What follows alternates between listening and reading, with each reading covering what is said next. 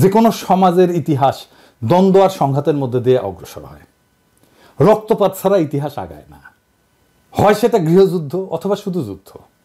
কিছু কিছু বাইঞ্চতের আবির্ভাব হয়েছে, আমি আর দেখাইলাম না ইদানিং, যারা রক্তপাত শুনলে মূর্ছা যায়, আবার রাজনৈতিক সংগ্রামের নেতাও হইতে চায়, হ্যাঁ, দেশেরও নেতা হইতে চায়। মানে এইদের কথা শুনলে না গা চিরবির চিরবির করে ওঠে। এটা গেলে আমার কথা না, মানে হেগেলের কথা, মানে গা চিরবির করার কথা না আর কি।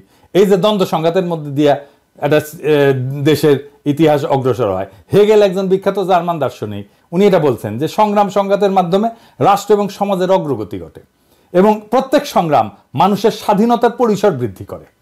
রাজনৈতিক সংগ্রামে আহতদের সম্মান জানায়, রাষ্ট্র তাদের ইতিহাসের গুরুত্বপূর্ণ চরিত্র হিসেবে স্বীকৃতি দেয়, যা ভবিষ্যৎ প্রজন্মকে আবারও এই একই ইতিহাস গঠনে অংশগ্রহণ করতে উদ্বুদ্ধ করে। সেই জন্যই আহতদের এত দাম, সব সমাজে এত রেসপেক্ট করে। ইতিহাস সাক্ষ্য দেয় যে যে সমাজ তাদের বীর এবং আহত যোদ্ধাদের সম্মান জানায়, সেই সমাজের ভবিষ্যৎ প্রজন্ম সমাজ এবং রাজনৈতিক আন্দোলনে উদ্বুদ্ধ হয়। আপনি দেখেন, ওই যে হান্নান বলছিল না যে তরুণ সমাজ আর আসবে না, এই যে দেখেন, শোনেন। আর হচ্ছে এই অভ্যুত্থানটা যদি ব্যর্থ হয়, এই যে আমি যে রক্তটা ঝরাইছি এই রক্তের হিসাবটা আমি নিব। এই অভ্যুত্থান যাদের কারণে ব্যর্থ হবে তাদের প্রত্যেকের মুখোশ খুলে দিব স্পষ্টত। এবং হচ্ছে এরপরে একই সাথে বলে যাবো যে হচ্ছে বাংলাদেশের ভবিষ্যতে যেন কোনো তরুণ প্রজন্ম আর কোনো যেন হচ্ছে কখনো যেন রাস্তায় না নামে। এটাই হবে।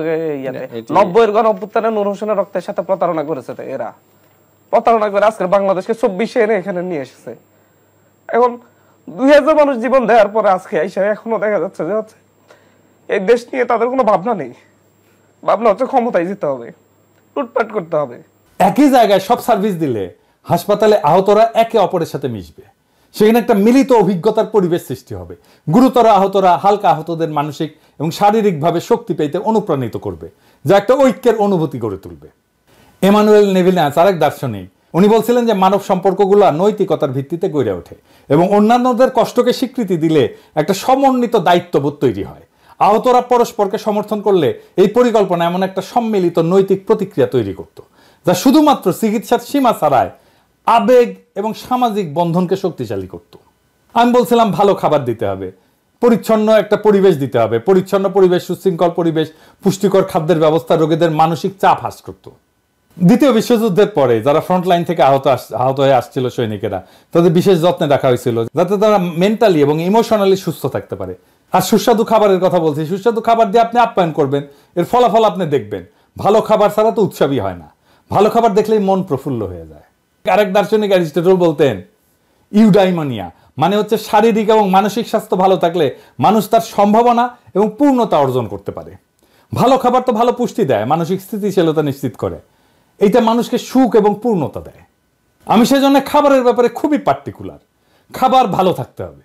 স্টোয়িক দর্শন অনুযায়ী খাবার শুধু শরীরের জন্য না, এটা মানসিক স্থিতিশীলতা বজায় রাখার মাধ্যম। পুষ্টিকর খাবার হরমোনের নিয়ন্ত্রণ করে, যেটা আবেগ এবং আচরণে সরাসরি প্রভাব পড়ে। যেমন ধরেন সেরোটোনিন, এটাকে সুখের হরমোন বলা হয়। পুষ্টিকর খাবার থেকে যে অ্যামাইনো অ্যাসিড আছে, এটা ট্রিপ্টোফ্যান থেকে তৈরি হয়। এমন খাবার দেবেন যেটাতে হাই সেরোটোনিন থাকে। এই খাবারগুলো কিন্তু এক্সপেন্সিভ। আপনি যদি বাচ্চাদের এমন খাবার দিতেন যেটাতে ভেরি হাই সেরোটোনিন, দেখতেন এরা আনন্দের সাথে থাকতো ওই জায়গাগুলো এবং তাদের রোগের দুঃখ এগুলো কমে যেত। কিতে হাই সেরোটোনিন থাকে আমি বলি, যেমন মুরগি, হাঁস, এগুলো হাই সেরোটোনিন থাকে। ডিম, আমাদের মাছে ট্রিপ্টোফ্যান থাকে না, এগুলো ওই যে স্যামন মাছে থাকে, লাল মাংসে থাকে মাঝারি পরিমাণে, খুব বেশি না, মাঝারি পরিমাণে।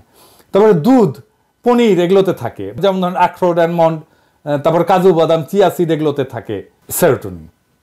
তারপরে ফলমূল বা এগুলোর মধ্যে যেমন ধরেন কলা, আনারস, অ্যাভোকাডো, পালং শাক, ব্রোকলি, ডার্ক চকলেট, এগুলোতে সেরোটোনিন বেশি থাকে, এগুলোতে ট্রিপ্টোফ্যান বেশি থাকে। তো প্লেটো বলতেন যে শরীর এবং আত্মা পরস্পরের উপর নির্ভরশীল। যদি শরীর সুস্থ থাকে তাহলে আত্মাও সুস্থ থাকবে। এপিকিউরাস বলতো যে খাদ্য হচ্ছে একটা মৌলিক আনন্দ এবং এই আনন্দ সরাসরি মানসিক তৃপ্তি দেয়। ওইখানে যে ডাক্তার, নার্স, স্বাস্থ্যকর্মীরা কাজ করবে তারা হয়ে উঠবে জাতীয় বীর। কত রকম গল্প বের হইবে এই হাসপাতাল থেকে। কবি সাহিত্যিকরা যাবে আহতদের সাথে কথা বলতে, তাদের লড়াইয়ের গল্প শুনবে, গান লিখবে, কবিতা লিখবে, উপন্যাস লিখবে, সিনেমা হবে। ওই হাসপাতাল কোনো কষ্টের না, উৎসবের, আমাদের সেলিব্রেশনের জায়গা হবে। তা না, আছে কারে কারে বিদেশে পাঠানো হবে, কত টাকা দেওয়া হবে, কোন দেশ থেকে বিদেশি ডাক্তার আসবে, এইসব নিয়ে। এরপরে আমি করব পুনর্বাসন। এরা হাসপাতাল ছাড়তেছে না, কারণ সে জানে এই সমাজে আহত আর পঙ্গু শরীর নিয়ে উপার্জন করা যায় না। মানে ধরেন সে কি পুলিশে যেতে পারবে, আর্মিতে যেতে পারবে, বিডিআরে যেতে পারবে, আনসারে যেতে পারবে? পারবে না তো। তার তো অনেকগুলো চাকরির ক্ষেত্র এমনিতেই বন্ধ হয়ে গেছে। সরকার বলছে আমরা সারা জীবন চিকিৎসা দেব, সারা জীবন খাবার, বাসস্থান, তার অবশিষ্ট শিক্ষা, সংসার কে দিবে? আর রাষ্ট্র দায়িত্ব নিবে, এই কথায় তারা আস্থা পায় না। কারণ রাষ্ট্র ঐতিহাসিকভাবে কোনো আহতের দায়িত্ব নিছে? 90-এর আন্দোলনে আমাদের সাথে আহত হয়নি অনেকে, আমি তো জানি। কারো কোনো দায়িত্ব নেয়নি রাষ্ট্র। মুক্তিযুদ্ধে ধর্ষিতা নারীদের দায়িত্ব নিছে সরকার? নিছে? নেয়নি। বলে 30 লক্ষ শহীদ হয়েছে, আবার গলা কাঁপায় আর কি, 30 লক্ষ বলার সময় গলা কাঁপায়। তো শহীদ পরিবার ভাতা পেয়েছে একটা শহীদ পরিবার দেখান ভাতা পেয়েছে? পায় না।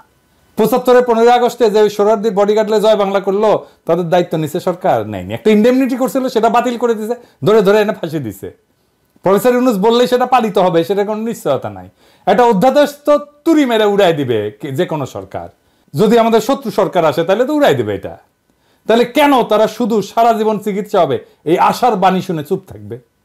ওদের পুনর্বাসন করতে হবে ওইখান থেকে। 20,000 আহত বাচ্চা, এদের সারা জীবনের জন্য পুনর্বাসিত করতে হবে। সেই কাজটা ওই একই জায়গা থেকে হইতে হবে, কোনো সমস্যা হবে না। তাইলে বিজনেস গ্র্যাজুয়েটরা প্রত্যেক আহত ব্যক্তির জন্য পৃথক পরিকল্পনা তৈরি করবে। মিশেল ফুকোর একটা কথা ছিল, Notion of power and discourse. রাষ্ট্র আহতদের ঘিরে একটা ন্যারেটিভ তৈরি করতো, ন্যাশনাল ন্যারেটিভ, যা সমাজের মূল্যবোধকে প্রভাবিত করবে এবং সাধারণ মানুষকে বীরত্বের পথে উদ্বুদ্ধ করবে। সেটা না কইরা কি করতেছে? মাথার মধ্যে কোনো চিন্তা নাই, দুর্বল চিন্তার মানুষ, বুড়া খাটাস, তো মাথায় কোনো আইডিয়া আসে না।